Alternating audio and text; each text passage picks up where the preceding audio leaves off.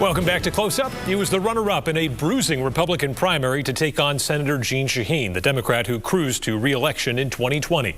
Now, Don Bolduc has his sights set on New Hampshire's other Senate seat, which comes up in 2022. The retired Army general and Afghanistan veteran connects with us this morning from Stratham. Thanks for joining us, General, and welcome back to Close Up. Adam, it is really an honor to be here again. Thank you so much, and my best to all your viewers. So you wasted no time jumping into this race. It's clear you want another shot at what some would argue is a clean shot at this Republican nomination. Let's start with this. What was the biggest lesson learned from the campaign in the last cycle? Well, I think the biggest lesson learned was, for me, was you never have enough time and you don't have enough money, ever. And so with the politics of power and money being the predominant, overshadowing factor of last election, we wanted to get a head start and get in front of that. So tell us, though, about how that went down in the last cycle with the Trump victory, folks endorsing a candidate, not you. Do you think you were given a fair shot, and do you want to see that change in 2022? Well, I do want to see it change in 2022, and I'm hoping that the party leadership, from the governor to the chairman of the New Hampshire GOP, follow their bylaws and insist that everybody running for the primary should be given the same opportunities to run. It is a right, it is necessary, and the people of New Hampshire should choose their primary candidate without any outside interference. Having run that race before, what if it does happen? What if the president does jump into this race and endorse a candidate and it's not you? How are you going to operate? How are you going to do things differently? I'm going to do basically the same things I did last time, and that is work hard and get out and motivate and try and relate to the base, which I believe that's one of my strongest suits is, hard work, focus, never quitting.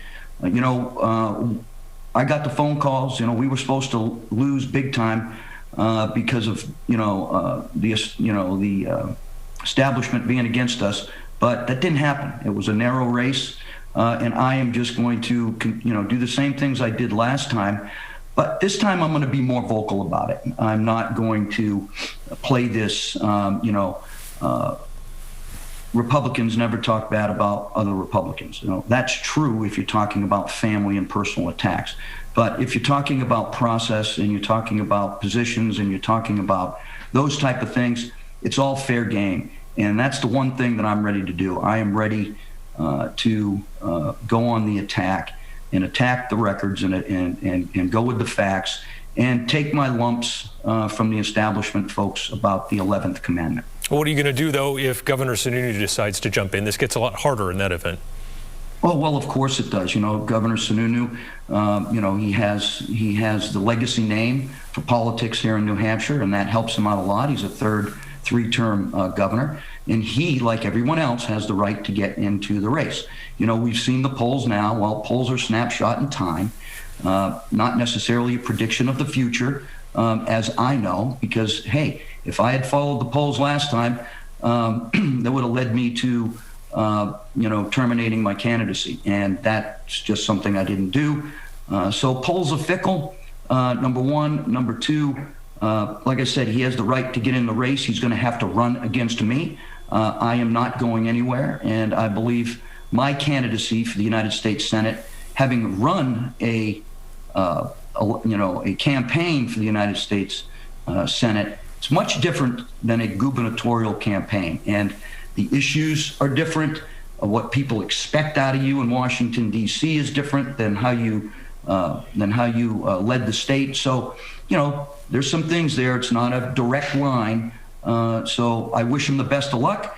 I ask him to make his decision sooner rather than later, so that we can move forward and we can get out there and campaign and get the Granite Staters behind the candidate that they want to send to Washington, D.C. What about taking on the incumbent, Senator Maggie Hassan? This is someone you've teamed up with on veterans issues. How would you campaign against her? Absolutely. So I have, and let's just thank the senator for whatever she does for our veterans right now. Let's get that on the table. We are both veteran advocates. We approach it from two different views. Of course, she approaches it as a, senator and constituent support. I support it with my wife Sharon as a veterans advocate. So we're both out there and we both work together. And oh, by the way, I wrote the curriculum for Homeland Security at Southern New Hampshire University and then taught the classes there for a year before I transitioned to New England College and introduced her at one of the Homeland Security events. So we have good background. Her father was a veteran. And so, I am going to treat her with the respect that she deserves, her family with the respect that they deserve. But I'm going to go after her national security record because I believe that right now we need to get a national security expert from New Hampshire into the United States Senate. Before we go to national security, what about COVID-19 relief? You were a skeptic on the last relief bill during the primary in 2020. What about this $1.9 trillion relief package the Senate is poised to pass now? Oh, well, I am still against this $1.9 trillion relief act or COVID relief act or American Relief Act, whatever they're calling it, because it's just not good for our economy. It's not going to be good for our fiscal responsibility, and it's not focused on the COVID crisis. 1.9 trillion, only 9% of it falls in. I came up with an $80 billion COVID Relief Act, right?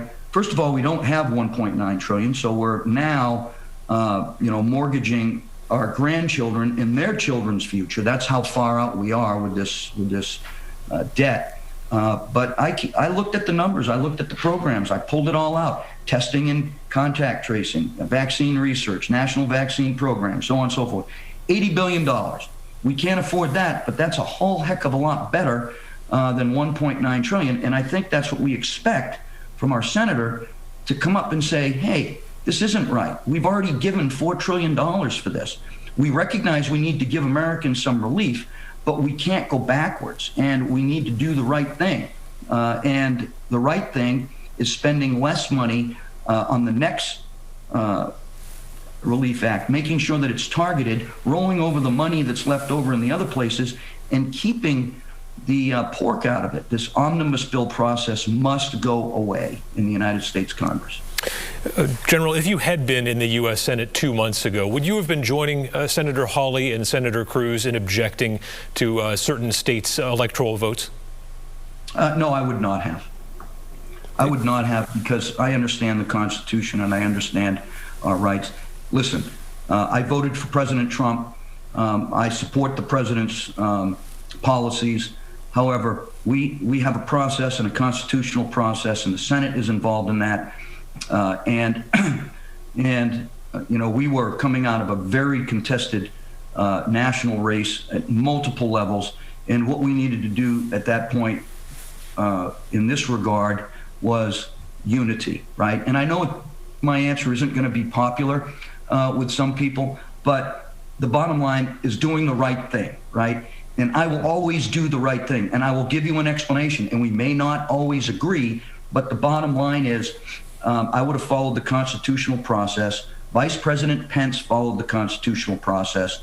I think if we had ratcheted down, all the rhetoric and the disunity, we could have avoided the events on 6 January. On the flip side of that, would you have voted to impeach President Trump on that charge that did come up, incitement of insurrection?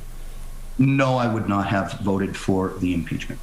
I guess I'm curious, though, do you think that sets a bad precedent? That if in the future, let's say there's a President Ocasio-Cortez and she loses an election under similar circumstances, decides to give a speech under similar circumstances, and has a big crowd and sends them to the Capitol and says, let's show them some strength. You're okay with that? Well, yes. Like I said, the emotion was high, right? And so, you had people on both sides of the aisle, creating discontent, creating disunity, pointing fingers. You had the media doing it at the national level, pointing fingers and doing all this thing. There's a lot of people here that attributed to that emotion that day. I would not have supported the impeachment of Donald Trump, and under the same circumstances, if AOC was in the same circumstances, I wouldn't support an impeachment for her either. Really quickly here as we wrap up, if the president doesn't decide to run for, if President Trump doesn't decide to run for another term in 2024, who would you like to see come here to New Hampshire to run for president on the Republican side? Listen, if the president doesn't run, I would really like to see, Senator Tom Cotton up here in New Hampshire laying out, his plan and the reasons why Granite Staters should support him. There's going to be a large field, but I got to know Tom Cotton very, very well. He was, I had a number of senators lined up to endorse me, and then when President Trump endorsed my opponent, they fell off the radar. He did not. And so as a result, he was helping me with fundraising. His team was providing my team with, with advice. And so I got to know him very well. And so I have a perspective on Tom Cotton that many, many people do not. And so I would like to see him come up here.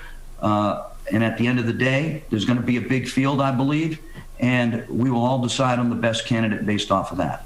All right, General Don Bolduc, thanks for joining us on Close Up. We appreciate the time. I really appreciate the time, Adam, and best to your viewers. God bless you all.